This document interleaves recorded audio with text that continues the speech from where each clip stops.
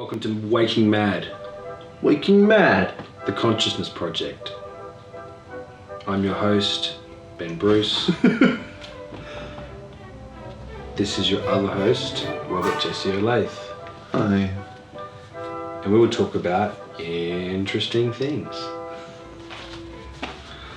What was interesting today was that we've been discussing the Consciousness Project and the Consciousness Project-like topics, and we just kept forgetting to record. Firstly, we forgot to set up the camera, and then we forget to record it when the camera's set up. Why do you think that is, Jess?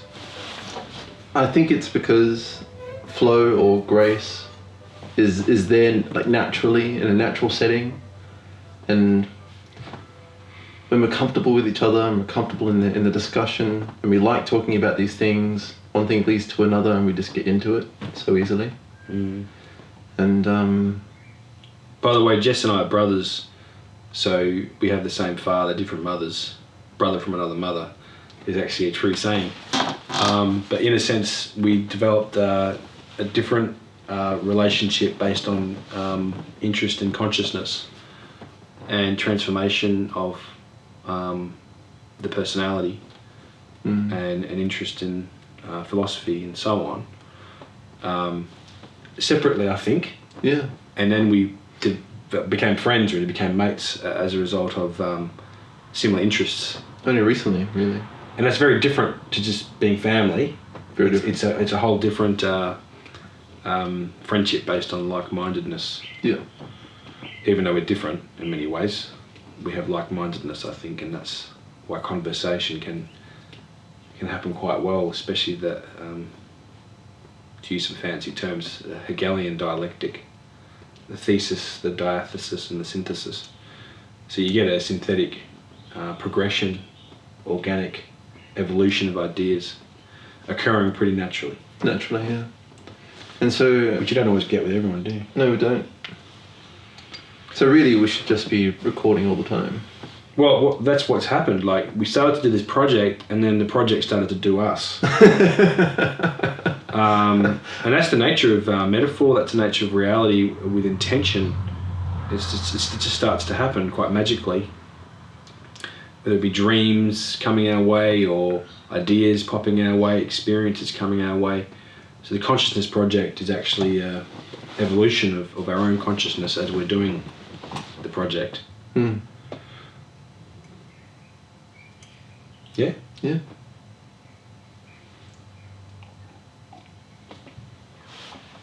So, we're thinking about talking about today something that Jess brought up earlier. Jess is his middle name, by the way, which is what I've called him since he was a wee toddler. I was the older brother. So that's what I mean, Jess, Robert Jess Olathe. You were talking about feeling-based affirmations. Yeah. And I want Jess to explain his concept.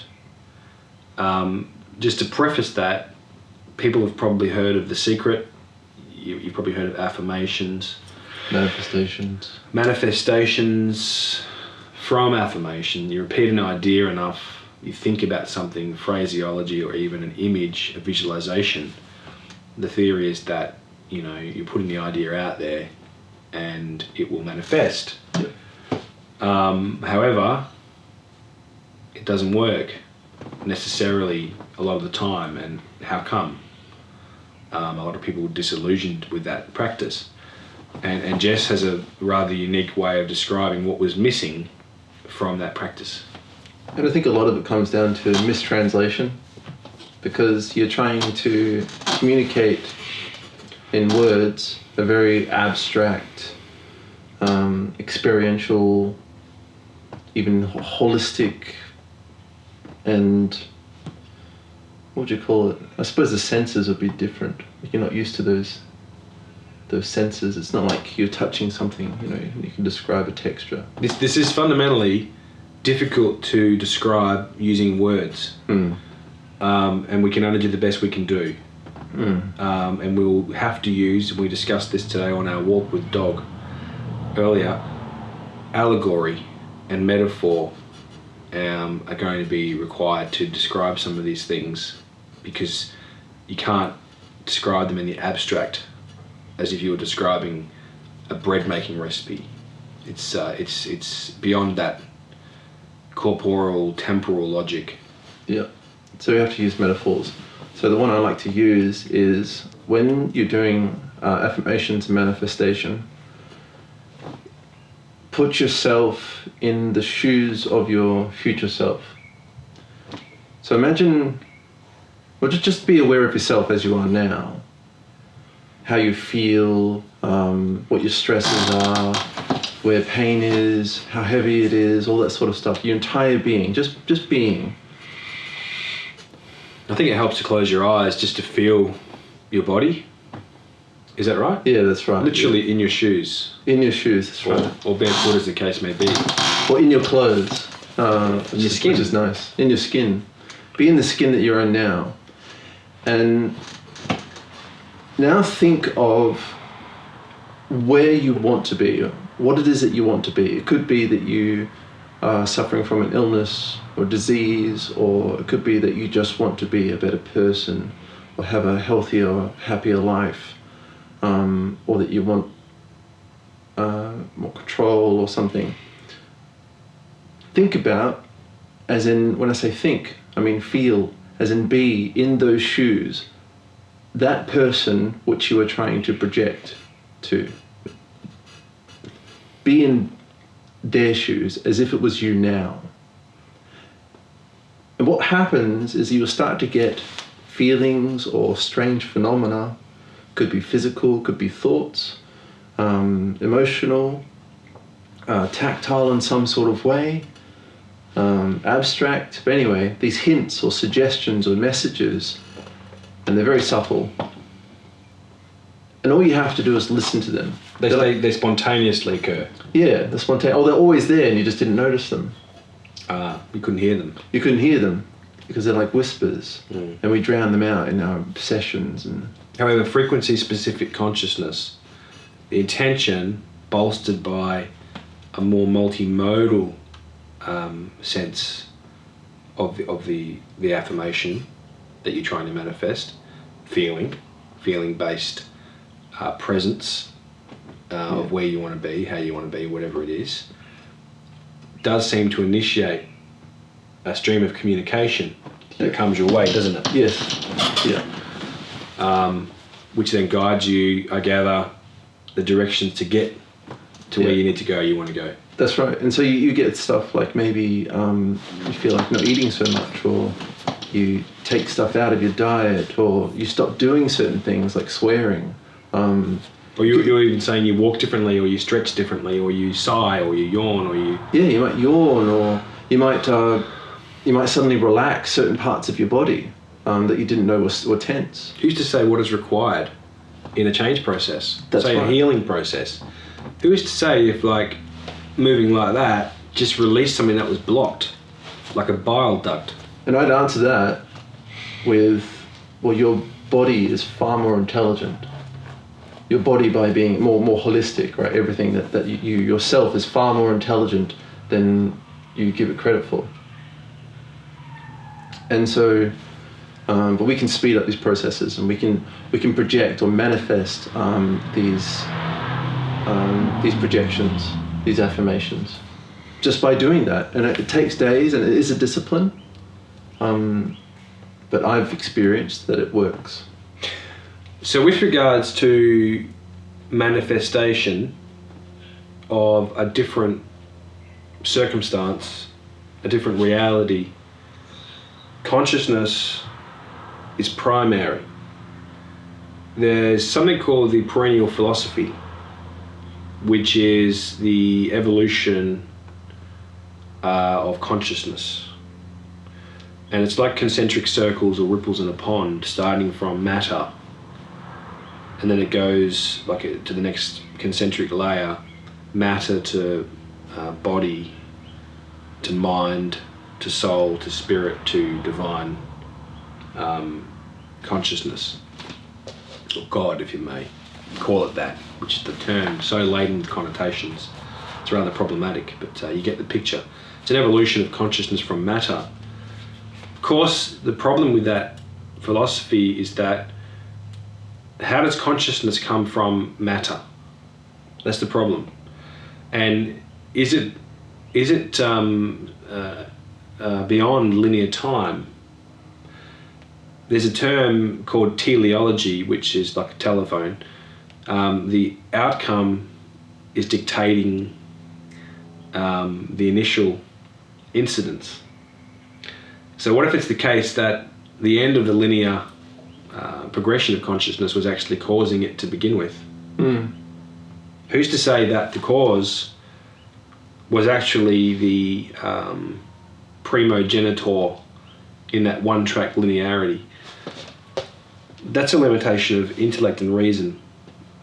Secondly, what if it's the case that consciousness at a divine level, I'm using that term in terms of the peak experience consciousness that one experiences in the samadhi bliss state, the idea of God, the whole being greater than the sum of the parts. 2 units of consciousness are having a conversation. What if it's the case that the separation of consciousness is a myth? And what if it's the case that all consciousness put together in the universe, past, present, and future, beyond time, is actually greater than the sum of its parts?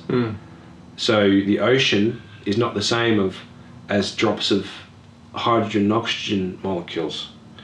In actual fact, the ocean has something unique about its identity that a molecule of water or salt does not. And what if it's the case that consciousness at that level transcends the space-time continuum? So this totally flips on its head any causality being in the past, i.e. matter to mind, to soul, to spirit, to consciousness of the divine. Does that make sense? Yeah, it makes sense. So everything, consciousness is there first. So I think it's necessarily the case that consciousness is timeless because it's beyond physics. It's beyond all. Consciousness is not an artifact of matter as evolutionary scientists would have us believe. I don't think the mind / the field by which consciousness is channeled or occurring via thoughts, imagery, fantasies, etc., I don't think that the mind is an accidental byproduct or manifestation or artifact of matter. I mean, I don't see how you can have a leap between matter and consciousness. How do you get consciousness from matter? I mean, and I think that when you look beyond time, that's how you can understand this phenomenon. Looking beyond time. How do we look beyond time? How? Yeah. Well, we were discussing the use of metaphors and allegories to explain manifestation, as Jesse has described. You know, he says it's very important to feel that which you want to become and not just think that which you want to become. Or say. Interestingly, philosophy has 2 major parts. Philosophy means the love of Sophia, the goddess of wisdom. Philos is Greek for love, Sophia. Philosophers like, you know, Plato, Pythagoras in ancient Greece, as well as, you know, more contemporary latter-day philosophers such as, you know, your Nietzsche and Hume and Kant and all that. But the initial philosophers were actually occult metaphysician philosophers, more like magicians than anything. It's really funny because you look at science and mathematics utilizing Euclid or Pythagoras for understanding trigonometry and other aspects of science and mathematics, and they selectively take just that quite dry aspect, say Pythagoras' theorem of triangles, a squared plus b squared equals c squared, if I recall correctly. But they forget that there's a second element to philosophy. Mathematics was a form of philosophy. Science was initially called natural philosophy. But there's a second part of philosophy, which is initiation. First part of philosophy, you could say, is education. It's the use of the intellect to describe, what is going on in reality. Yeah. The second part of it is a transformation of the philosopher himself or herself. So you start off with like, oh, I can eat this or I can't eat that. Just real basic stuff, or I can interact with that and can't interact with that. But then you move on to becoming a chef where you can mix ingredients, combine them and create new things. That's right. And even Plato, who's arguably one of the greatest thinkers in Western history, several thousand years ago, stated that the whole cause or reason for philosophy is to basically, I'm obviously going to give you the gist of this, is basically to prepare oneself under faith for some kind of mystical, divine immersion or connection.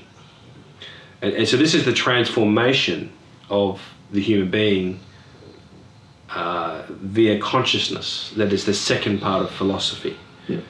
And when we neglect that part of it, because it's mystical and deemed irrational, you're throwing the baby out with the bathwater, and you're saying people like Pythagoras and Plato were fools. Yeah. I mean, how can you say, look, we'll keep your right-angled triangles and your idea of Republican politics and democracy and et cetera, but we'll throw out the rest because we just don't understand it. I don't get it. The natural world of things doesn't work that way. Like there's yin and yangs, and there's counterparts of things, and things are holistic, secular, and they're not so isolated. They work in parts. Like the whole is greater than some of its parts. And if you think about the problem with the world today, there's a disintegration. There's a separation. There's a segregation. And that's a kind of an entropy. Things falling apart. It's like not understanding that if you burn fossil fuels, you will affect the atmosphere, at least insofar as it's polluting and carcinogenic in cities and so on and so forth. That's a disintegrated way of thinking, that you can basically, shit where you eat, and foul the waters that you bathe in and so on. It's the idea that you can get away with something without there being consequence. It was trying to bypass karma, the law of cause and effect, and consequence. That every event has an equal and opposite event as well. Every effect causes an equal and opposite effect. Every action has an equal and opposite Every reaction. action, thank you, has an equal and opposite reaction. You can't bypass that. And similarly, you can't separate the philosophy of initiation and transformation from the philosophy of education and understanding. Mm-hmm. Does that make sense? That makes sense. Yeah. So the other metaphor to explain the feeling-based affirmation is folding space. Yeah. If you were to think that the shortest distance between 2 points in space is a straight line, you would be under the first part of philosophy, which is the Euclid or Pythagorean or some kind of mathematical education. However, the shortest distance between 2 points is actually making them one, or connecting them by folding space. So if you can imagine a piece of paper, and there's a point there and a point there, and there's a line between them, what if you actually fold space so that they actually meet up, and you therefore transcend space? It would appear as if you teleported. And maybe this is where we need to talk about dimensions. Yeah. So there's multiple dimensions. 1 dimension, 2 dimension, 3 dimension, 4 dimensions, and it's probably infinite. And we are 3 dimensions. So 3D, when you see 3D cartoons, they're in 3D. They're using objects that when we see or interact with them, we can move it around and look all around it. But what we're actually perceiving with our senses is we perceive it in a 2D way. Yeah. It's actually a 2-dimensional form that we're seeing. So even though it's 3D, and we know it's 3D because we can interact with it and we can look at it, but every time we take a snapshot of what we're looking at, it's a 2D image. We can't see all the 3D because we can't see what's behind the ball or behind the head or behind the couch. And so you have the first dimension, which is something that can travel in a straight line. Second dimension is something that can travel in like the x-axis, and then you get length and width. Length and width, that's right. And then you have the third dimension, which includes depth. So you can start moving around, back, forward, left and right. And we're 3-dimensional creatures, right? Yeah. And we're getting to the point about consciousness being beyond the physical reality as well. But the point is that because we're in 3 dimensions, at least in this corporeal physicality, we can't actually perceive all 3 dimensions because we're in it. Is that right? Yeah, well, we can't perceive all 3 dimensions because we are of the 3rd dimension. You need to be above, like a 4th dimensional being. Uber mind. Yeah, you need to be a 4th dimensional being in order to perceive all that is in the 3rd dimension and lower. And to be able to see something in 3D is to be able to look at a couch or a building and see all of it in all its entirety, inside and outside, just by glancing at it. So if you were seeing in 3 dimensions, or a 3-dimensional object in its whole form, you would see all aspects of it at once. Yeah. And in actual fact, if you look at a 3-dimensional object like this, you probably would gather that it's 3-dimensional, but you're actually seeing this as 2-dimensional because you're a 3-dimensional being who's witnessing this right now. So if you could see the light's bouncing off it in such a way that with subtle hues and changes in colour, you can infer that it's not just a disc with a picture of a cup, in this case, on it, but you're actually not seeing in 3 dimensions, because if you were, you could see the back of this cup, behind this, beneath this cup, above this, all at the same time. Inside. Like, you can't see my hand now because you can only see a flat surface. That's what you render it at. And this is very important because you probably thought that you were a 3-dimensional being who sees in 3 dimensions. And you were wrong all this time. If you don't believe us, research it, Google it, whatever. Isn't this important? It's very important. It's like when you see an object moving towards you. Are you seeing an object moving towards you away from you? Or it's getting bigger or smaller? Are you just seeing an object getting smaller or bigger? Or bigger when it gets closer to you? I would put it to you, you're not seeing anything move at all. That's right. You're simply seeing a change in size. Size, that's right. And you're inferring that it's moving. This is why we can watch films and they look so real, or virtual reality or whatever, even though you're actually seeing just a cinematic projection on a board or a screen. And so if you would be able to see 3 dimensions, if I put my hand behind the cup, you would be able to see my hand behind the cup and everything else behind my hand. So if you saw a city, just one glance at a city, you'd know everybody in every single building, every layout, everything all at once at just a glance. And apparently these dimensions can go infinitely, is that right? Yeah. There are an infinite number of dimensions, I should say. Infinite number. And it seems to be a hierarchy. And this is from the field of quantum mechanics, right? Yeah, yeah. Or mathematics, yep. Mathematics, yeah. So continue. So, yeah. So this is about reality, the nature of reality, infinite numbers of dimensions, and when you actually move to the next dimension, which we can only do mathematically from this vantage point, the object, or whatever it is in reality, matter, what have you, will change form. You'll see a different degree to that form. Imagine if you saw through everything, and that was the 4th dimensional perspective of 3 dimensions. Yeah.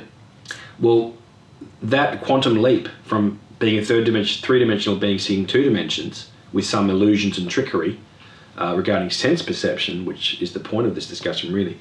Imagine if you go to the next quantum leap, and the next quantum leap of dimensions, how different your whole perspective would be. And this is, I think, part and parcel of the evolution and development of consciousness, is that you'll be destined to become a four-dimensional being, and so on and so forth. Yep. How far does it go? Infinite. All the way I would suggest to God, divine consciousness. The idea is that, Jess and I and you are all God. You are an extension of me, and vice versa. That's right. But in a state of ignorance or denial or, non-awareness of that. And so when we start to do philosophy, and you can see why this is the first part of the two parts of philosophy, the education, the understanding, is you start to open the gateway to transformation of your being and who you are and your consciousness, which is, in a sense, you could say the reason, or at least the other side of the coin. The idea, though, is that sense perception, when we're talking about 3 dimensions and so on, is actually an illusion, and time as well is actually an illusion, and consciousness is beyond these illusions in essence. Yeah. Because what you're perceiving is an illusion. Like, to think that there is a being out there that can perceive things in 3D, or a being out there that can perceive things in 4D. Like, doesn't that beyond. just, like... And the idea that we're segregated, like I'm a human being named Ben, that's an illusion. The myth of separated consciousness, the myth of identity, that, I am separated from all, that's an illusion. I'm simply having an experience of identity. Doesn't mean that I am that identity. I'm just experiencing that. And there's so many... It's like watching a film. It doesn't mean you're in the film or the film is real.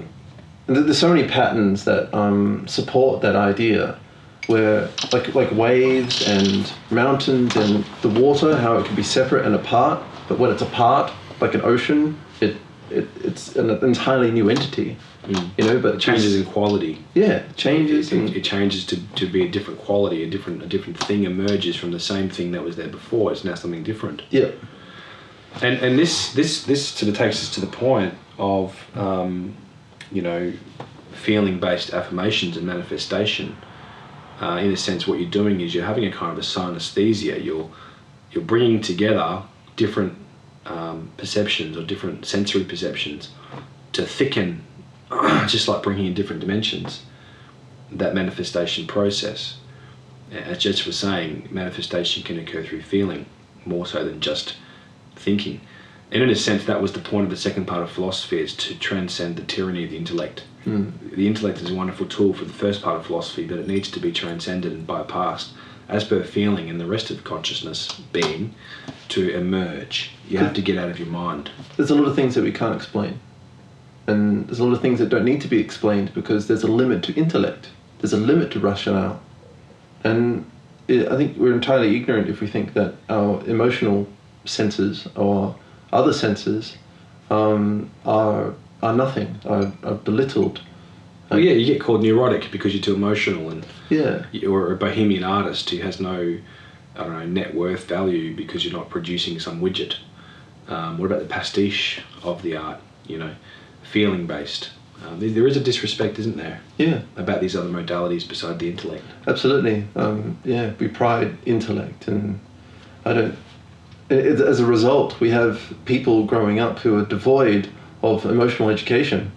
They don't know how to respond or how to act when they feel angry or sad, and therefore you get these symptoms like depression and Another symptom of disintegration. So this is an integral discussion. We're integrating the two parts of philosophy as we've just described. We're integrating feeling with thinking and doing within being, and stating and suggesting that was what was missing all along in this manifestation affirmation process. We're also describing how the shortest distance between 2 points is something which transcends mathematical, physical linearity. By folding space, the 2 points become one. I hope it's clear that the same themes are being discussed in different ways here. And with this synesthesia idea, where you actually have sensory crossover, bearing in mind that the only reason you're aware of reality is because you can perceive it, you can sense it. If you could not sense reality, there would be no reality. It'd be senseless. It'd be senseless. You think about it, if you couldn't see it, if you couldn't smell it, touch it, taste it, feel it, and think about it, which you were saying earlier, or feel it. Cogitation is actually a sense, a sixth sense, and intuition is like a seventh sense. Intuition, and then there's feeling, like emotion, and then there's another feeling, like what do they call it? Tactile imaging or something. It's like feeling, but it's a bit more tactile. Well, tactile imaging is another. It's a skill, it's a concept, it's also a metaphor. Yeah. Our father taught us this as well, but others, I think, have also talked about it in different ways. If you wanted to, become aware of your body, and you wanted to do some yoga, like Kundalini yoga or whatever, where you are working with the chakras, or tantric yoga, the idea that you have these energy centers within your body, within a subtle body called the energy body, and you have these chakras. I think chakra means wheel, and you want to open these chakras to stimulate the flow of energy through them and overcome blockage and so on. And then consciousness is affected by doing this yogic practice. Well, the thing is, if you try to do that using visualization, so I imagine a chakra opening or a door opening or something abstract and indirect, it's far better, and I can vouch for this experientially, to feel the chakra and imagine it and feel it at the same time. So there's a kind of a synesthesia, sensory crossover, where I'm imagining, imaging, feeling, hence tactile imaging or body awareness, the chakra opening or energy flowing through my body. We can do a piece on this at another time, focusing more on yoga and chakras and tactile imaging. But the point at this juncture is that there is a sensory crossover. And if you actually think about it, as with synesthesia, which is a neurological condition, where people have a sensory crossover where they actually smell a colour, or they will taste a sound. Okay, just imagine that for a minute. What if it's the case that that's not an illusion or a neurological disorder? What if it's the case that all of these things that you're sensing have all of these other dimensions to them? Sound does have a colour and a flavour, a taste, a smell. And this is a kaleidoscopic extension of that thing that you are experiencing, just like we were talking before about the fourth dimension and beyond. Well, it does. So, from my understanding of how reality is and how we're made up, and our senses, where we interact with things and hear things and taste things, is in another metaphor with programming. So remember, we need metaphors and allegories to explain that which is very abstract. You'd need mathematics otherwise, really. It's very difficult to describe. That's why we're using allegory. Sorry, go ahead. Yeah, so we're using programming. There's a programming code called, what's the binary? Binary code, yeah. So that's in zeros and ones. So when you... like Morse code, really, isn't it? But yeah. Yeah. When you... Or it's like positive and negatives. So all computer program starts with binary code, yeah. Starts with binary code, and we have languages on top of that. So you might have heard of like HTML or CSS, which we use for websites, or... Basic was one of the first ones. Yeah, Visual Basic and C#, and anyway, these languages build on top of the base language, binary code. And what they're essentially doing is translating that raw zeros and ones into something like a language that they can understand and work with. And when we interact with matter, we're interacting with the base binary code that is the construction of zeros and ones, the positives and negatives of electromagnetic, the assembly of atoms and matter. We're touching, like Braille, it's like Braille. Where if we were to touch that and we feel that, when we look at the same object and we see that it's red, and when we touch it and it feels rough, we're actually looking at or perceiving the binary code. It's just our senses, our touch and our sight, what we see, are translating it into something different, into a different programming language.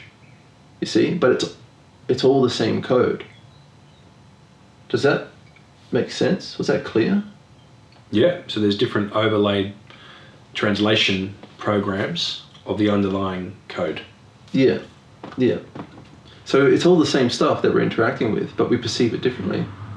So if you're looking at senses having multiple kaleidoscopic perspectives that you can perceive things in different ways, it's a little bit like the different programs of the same binary code. Yeah. Okay. Yeah. And the other idea to bring this in is the idea of sorcery. Carlos Castaneda, an anthropologist and sort of spiritualist writer. I talked about this in another podcast. Yeah, we have. He learned from the shaman, indigenous shaman of Native American tribe, in particular shaman named Don Juan. And Don Juan talked about the shaman doing this thing called sorcery. So when you are, and this is along the lines of manifestation of intention and talking about using a greater sense of awareness, of feeling, as well as thinking and the affirmation to bring about the manifestation coming from focused intention, coherent thought. Synesthesia of senses of... Kind of a synesthesia, kind of a folding space and bringing the 2 points together. I hope you can see this is coming toward a conclusion. With allegory and metaphor, it's helpful, hopefully, and not misleading and distracting. But Don Juan said that what a sorcerer does, what a shaman does, is he or she manipulates perception. And sorcery is the art of manipulating perception. I actually think you think about the fakirs and the old holy men of the Indian gurus. You might have seen pictures of these men. They always wear loincloths and have long beards and whatnot, and they're climbing up ropes that are just hovering in space. They might be 20 meters, 10 meters, whatever, off the ground, and they can climb up these ropes, and they're just suspended from something, but you can't see what it's suspended from. It's like they're just... and levitation is another version of sort of a magical ability. Don Juan told Castaneda that you're not actually changing reality per se, you are manipulating perception. Now, this is very important, and it must give us pause for thought, along the lines of what we're discussing already. Yes. When you're manifesting something from affirmation, you're not changing reality. No. You're changing your perspective of reality. Okay, so now you might think, well, that's just you going mad and you believe in your own bullshit. Well, no, that's not what it means. What it means is that you actually are experiencing a change in reality, but it's coming from your consciousness. And as I was saying before about the way that consciousness has come from matter, but in actual fact the consciousness generated the matter in the first place, and everything becomes a little bit loopy because it's beyond space and time and the 4 dimensions plus and so on and so forth. What if it's the case that consciousness is the only thing that does exist? As we said, as Einstein said, the universe is an illusion, albeit a very persistent one. Consciousness is the only thing, and I can't really think of a better word than thing, that exists that we know of. I cannot say that I know that Jesse exists, even though he may have physical presence. As much as I can't say that this coffee cup exists. I may be in a dream right now and not be aware that I'm in a dream, and you would have had experiences like this yourself. I can't prove anything that's objective. The only thing I can prove is that I'm consciously aware, because I have to be consciously aware to ask the question, does this exist or do I exist? That's all. That's all I know. Everything else is an inference. And I can infer many things. I can infer a design, and I can infer a building from that design, and so on and so forth. And I go, well, that proves it. Well, it doesn't. But you can infer... It's an inference of an inference. You can infer that building is in the third dimension. That's right. And you can't prove its existence. You can't prove anything except the fact that you are aware, that you're conscious. And so back to the idea of sorcery being the art of manipulating perception.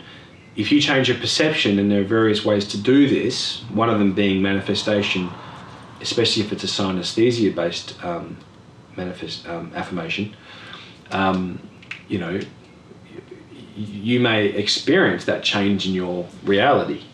And I say your reality because we're assuming that we're sharing the same reality.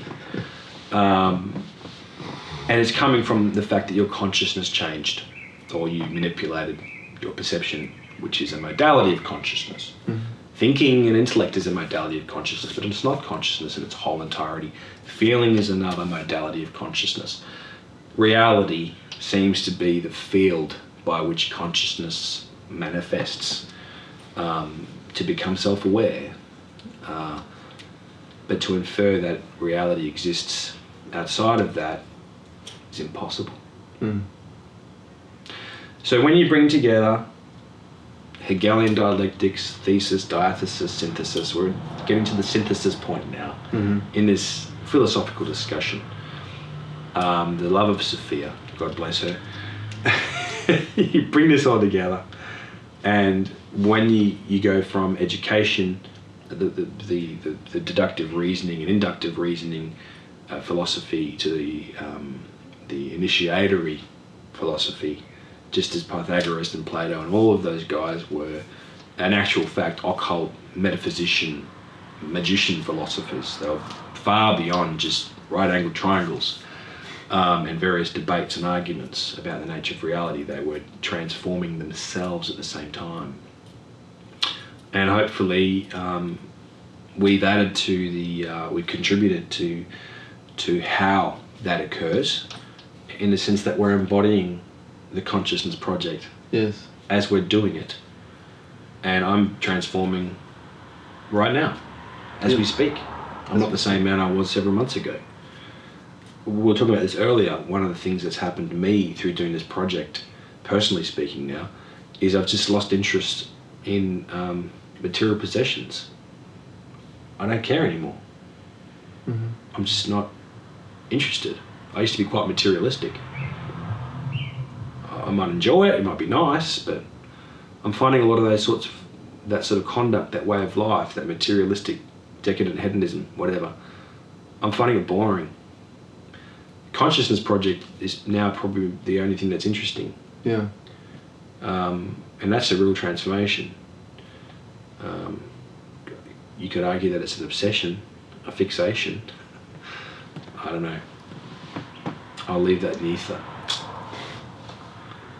So, do you want to conclude as well? Yeah, I think so. Experiment with putting yourself in your own shoes, your future self, and pulling that towards you to bend space and time. Experimenting with other senses that other than the normal ones, like different modes of feeling, or combining senses. It's a bit like putting your hand in a handbag, and you can't see what's in it, but you map out what's inside the handbag and you try and navigate around it. And so you're synthesizing these different senses. It's a bit like that. And just really listen to these subtle hints that come your way. As runners, once you've made the affirmation, yeah? That's right. And which steer you toward the thing you're manifesting. That's right. Yeah. Or bring it toward you, or manipulate your perception such that your reality changes. Whatever. And use your body as a compass that guides yourself towards that projection. Yeah, and I think in order to do all of that, you really do need to let go of who you thought you were, or at least what you thought you were, or how you thought you were. You need to let go and live in the question, the error team. You need to become a philosopher. Philosopher. You need to let go of the tyranny of intellect, which says you can do this, you cannot do that. The use of logic alone, which is yes or no applied to something, is a constraint which will stop you from being able to do this. It's limiting, it's segregating a particular sense and putting priority on it. But we all know, just as the ocean of water is a combination of little droplets, if we use and combine all our senses, we have a better, more holistic, It's also not just the drops of water. It changes quality. It does. It becomes the ocean. It's not the same as a drop of water. To say that by extension it's the same thing is an acute reductionism, positivistic reductionism. A drop of water can't make a wave or a current or. So it's like that scientist who once said to me, a biologist, that all life is adenosine triphosphate, ATP. ATP is a chemical within the cells of the body, and it goes through the mitochondria, and the phosphate molecule or whatever is separated from ATP to make ADP, adenosine diphosphate, and it releases chemical bond energy, in a nutshell. And he says that's life. ATP to ADP, that's life. I mean, that's just silly. Yeah. It barely warrants a diathesis. It's life is far more than ADP to ATP, ATP to ADP as well. Of course, it involves that, but it's not that. The ocean is not H2O, one molecule, but it involves that. The whole is greater than the sum of the parts. Which is why I would assert that divine consciousness exists as the potential form of consciousness for each one of us. If you go beyond space and time, for God, therefore, you just don't know it. I think we covered that. I think we did well. Cool. Well, see ya. See ya.